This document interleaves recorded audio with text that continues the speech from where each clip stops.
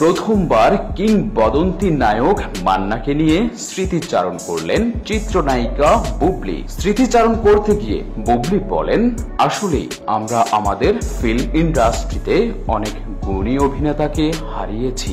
মান্নাকে স্মরণ করে তিনি বলেন, তার অভাব কখনোই পূরণ হবে না।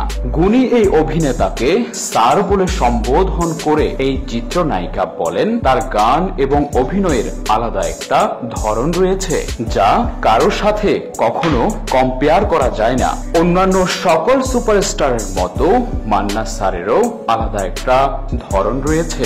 এই চিত্রনায়িকা নিজেকে দুর্ভাগ্যবান বলেও মনে করেন যে মান্নার সঙ্গে কাজ করতে পারেননি। বুবলি আরো বলেন, মান্না স্যারের ছবিতে বাস্তবতা ফুটে উঠত, জীবনধর্মী ছবি দেখা যেত, সমাজের নানা অসঙ্গতিকে তুলে ধরতেন তার সিনেমার মাধ্যমে। কাজী হায়াৎ স্যার এবং মান্না স্যারের মধ্যে গড়ে ওঠা জুটিটাও দারুণ ছিল বলে উল্লেখ করেন এই চিত্রনায়িকা।